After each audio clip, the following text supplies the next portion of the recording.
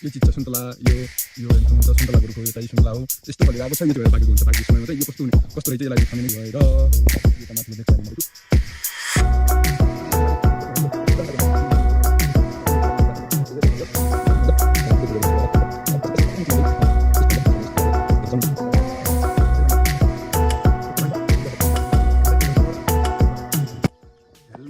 Welcome back to my channel hope सन्चै आर्मी हुनुहुन्छ होला म पनि सन्चै अनि आर्मी छु आज चाहिँ मेरो न्यू डे सेकेन्ड भ्लग चाहिँ आजसम्म त सेकेन्ड भ्लग हो मेरो युट्युबमा र आज साथीहरू म के गर्न जाँदैछु भने आफ्नो गाउँघरतिरको सबै वातावरण देखाउन गइरहेको छु म गाउँघरमा के गर्छु त्यो सबै देखाउने नै छु भ्लगको स्टार्ट चाहिँ हुन्छ अहिले कति बजेको छ भनेपछि बिहान 11 बजेदेखि भ्लगको स्टार्ट गरिराखेको छु अगाडि त्यस्तै भयो म हिजो मेला गएर आउँदै थिएँ अनि हिजो मेलाबाट अलि राति आएर सुताइ धेरै भएछ क्या 9-10 बजीसम्म सुताइ भएछ अनि त्यही भएर उठेर फ्रेस भएर खाना खाँदै नास्ता खाँदै यस्तो समय भइसकेको छ देख्न सक्नुहुन्छ म आज कस्तो ठाउँमा छु भने हाम्रो गाउँको हेर्न सक्नुहुन्छ यो चिज छ सुन्तला यो हेर्न सक्नुहुन्छ सुन्तलाको रुख हो यो चाहिँ सुन्तला हो यस्तो फलेर आएको छ यो चाहिँ मङ्सिरको महिना पाक्छ यो चाहिँ रोगले प्यान लिएको होला सायद यस्तै भएर पाकेको हुन्छ पाकेको समयमा चाहिँ यो कस्तो रहेछ यसलाई पनि खाने नै छु म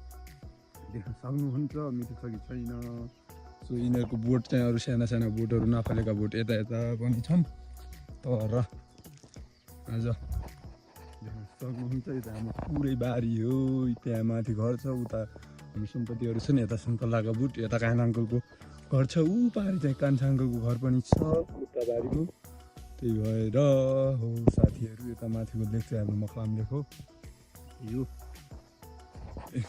सुन्तलाको बोट यो पनि ठुलो भएर फल्ने बोट हो यो बोटमा पनि फल्छ अनि यता अनि छन् हाम्रो सुन्तलाको बोट यता तोरी बारी हुन्छ गाउँघरतिर चाहिँ यस्तै छ हजुरहरूकोतिर के छ कमेन्ट गर्न नभुल्नु होला हेर्न सक्नुहुन्छ यो बोट पनि हामीले भर्खर लगाएको छौँ 4 सालको बोट हो यो बोट पनि ठुलो भएर यस्तै सुन्तला फल्नेछ यो चाहिँ त्यति मिठो सुन्तला त चाहिँ छैन होला किनभने यो रोग लागेर बिग्रिएको सुन्तला हो यो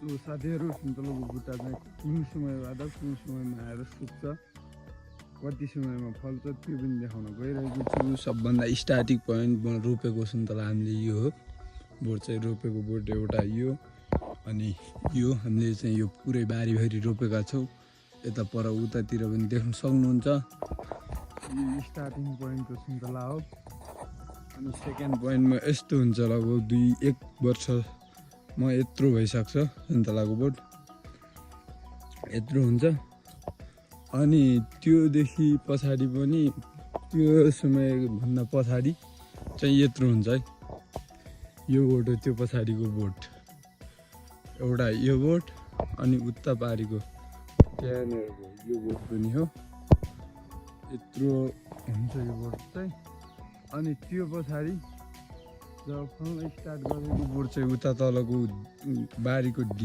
डिलमा यो तोरी लगाएको बारीदेखि माथिको डिलमा छ त्यो बोट हो अनि जब फलिसक्छ नि त्यो बेलाको यो छ हेर्दै सक्नुहुन्छ एउटा यो बोट हो अनि यो बोट हो यसलाई चाहिँ अलि रोग लागेर सुके जस्तो भइरहेछ अनि यो हो अनि त्यो फलिसकेको बोट पछाडिको बोट चाहिँ यता देख्न सक्नुहुन्छ यो रुख हो यो चाहिँ अब सुक्ने गरममा छ बड्डो बुढो भएर देख्न सक्नुहुन्छ यस्तो बोट हो यो गाई अनि हाम्रोमा यस्तो केराका बोट हाम्रो घर चाहिँ अलिअलि केरा पनि हुन्छन् यो बोट देख्न आउनुहुन्छ यो चाहिँ अब 1 महिनामा पाक्ने अवस्थामा पुग्छ त्यसलाई काटेर पकाउनु पर्छ एउटा देख्न सक्नुहुन्छ यहाँ ढलेर चाहिँ यो चाहिँ गोरुले खाइदिएको थियो त्यही भएर यस्तो भइरहेछ यो ढलेर बोट यसरी वेट जान्न नसकेर ढल्यो हामीले चाहिँ खम्बा नहालेको भएर यो बोट यसरी यहाँबाट हाच्छेर ढल्यो अनि त्यही हो हुनुहुन्छ बाइकको हालत यता हिलो पुरै अड्याहा आजभोलि पानी पऱ्यो अस्ति पानी परेदेखि यही बाटो हिलै नाम भएर बाटो चाहिँ अब त्यस्तै भएर बाइक पनि धुन पाएन त्यही हो सक्नुहुन्छ साथीहरू।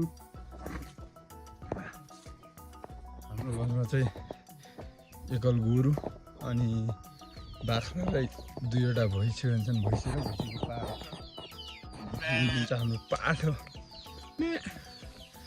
हैट 3वटा पाखा छन् अनि एउटा सानो भर्खर ब्याएको चाहिँ यसमा राखेको छु। यो बाख्रो ब्याएको थियो। अनि हाम्रो घरमा मौरी पनि छ, मौरी पालन पनि छ। यता देख्नुहुन्छ कसरी हिँडिरहेको छ मौरी।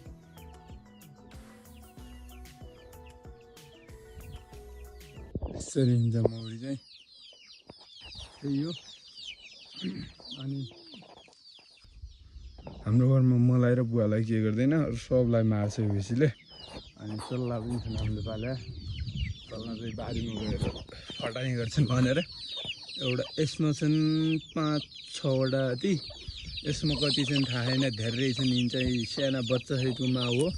अनि यसमा छन् ठुला भालेहरू, कतिजना छन् भाले। साथीहरू, मैले चाहिँ आजको भिडियो यही अन्त्य गर्न चाहेँ, किनभनेपछि धेरै लामो भिडियो बनायो भनेपछि यहाँ हाम्रो घरतिर वाइफाई छैन।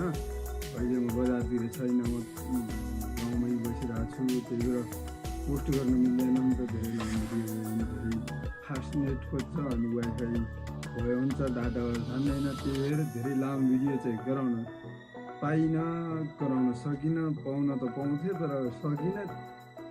Thanks for watching this video. अझै माया गर्दै गर्नु होला, सब्सक्राइब गर्न नभुल्नु होला, लाइक कमेन्ट सेयर सब्सक्राइब गर्न नभुल्नु होला। अनि जस्तो छोटो युजरलाई, सानो युजरहरूलाई सपोर्ट गर्दै जानुभयो भने म पनि एक दिन अवश्य भ्लग राम्रो भ्लगहरू हाल्ने नै छु। हाम्रो गाउँमा अझै धेरै छन् घुम्न जाने ठाउँहरू। माथि लेकतिर गएकै छैन, म लेकतिरको भिडियो हालेकै छैन। त्यही भएर म अब डेली भिडियो हाल्ने प्रयास गर्छु गाउँमा बसेर चाहिँ। Thank you for watching this video.